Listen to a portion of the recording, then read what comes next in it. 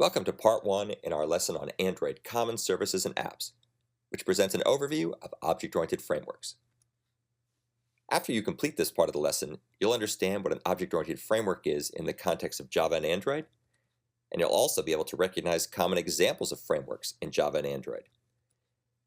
This topic is particularly important since all Android apps run within one or more frameworks.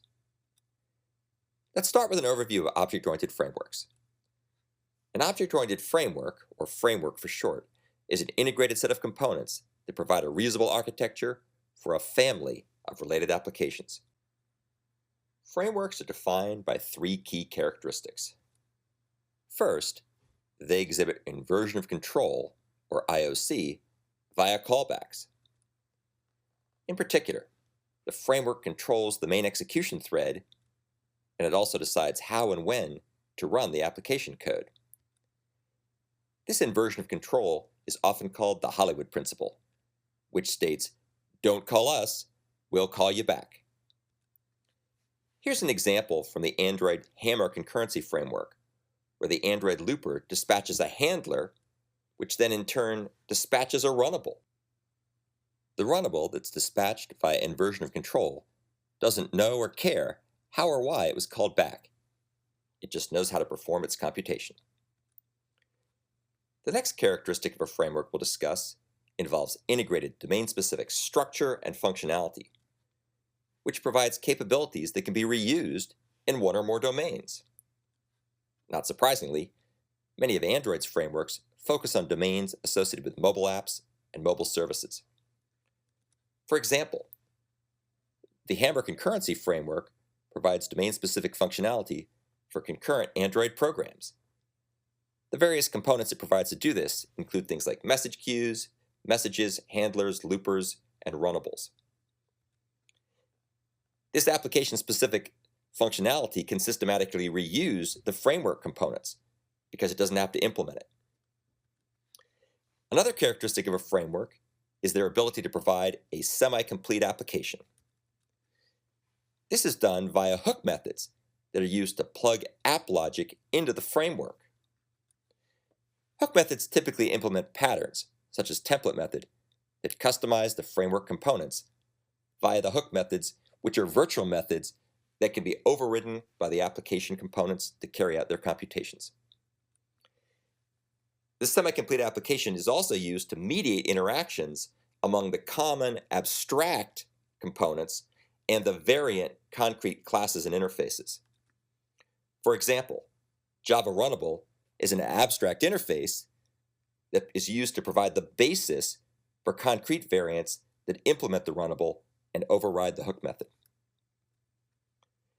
The next topic we'll discuss is give you a sense of the actual frameworks that are applied in Android and Java. Android and Java provide many frameworks. We've talked about some of these in the past. For example, Android provides the activity framework that's used to control the main thread in an application. The app's lifecycle methods are called back automatically by Android's activity framework, using the Activity Manager service under the hood to actually initiate the callbacks. These callbacks and lifecycle operations include things like onCreate, onStart, onStop, onDestroy, and so on. Likewise, a listener for button clicks is also called back by Android's GUI framework. For example, a GUI component can register to listen for events, and when a user clicks a button, its onClick method is automatically called back by Android's GUI framework to perform the computation. Java also provides many different frameworks. For example, the Java thread framework allows a thread to call back to the runHook method of a runnable, which can perform the computations we've been talking about. Likewise, the Java executor service calls back the callHook method of a callable, which can be used to provide two-way computations in a concurrent environment. Most of the code you write in this course will use one or more frameworks. Some of your solutions will implement your own framework or leverage frameworks we've developed for you.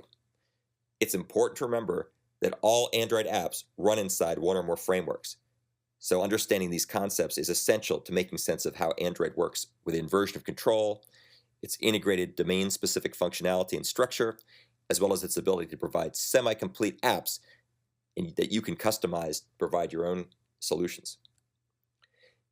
The frameworks that are part of Android and Java leverage the Java programming language's inheritance and polymorphism features. If you take a look at our Java for Android MOOC, you'll learn more about inheritance and polymorphism in Java. In particular, Java provides so-called abstract classes and interfaces that give you an easy way to extend them. For example, Java runnable interface defines the run method that needs to be implemented and extended. Concrete implementations of abstract classes and interfaces are then passed to the framework. Here's an example where a new runnable is being created with a run hook method, and it's being passed to the thread framework, where the thread framework will call this run method back after the thread has started to execute.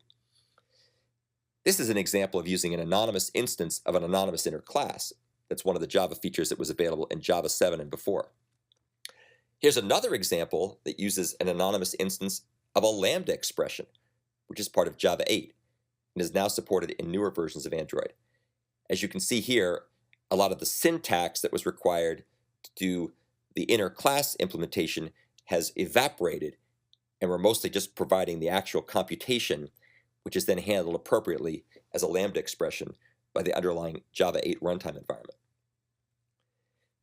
This concludes part 1 of our lesson on common services and apps that focused on an overview of object-oriented frameworks.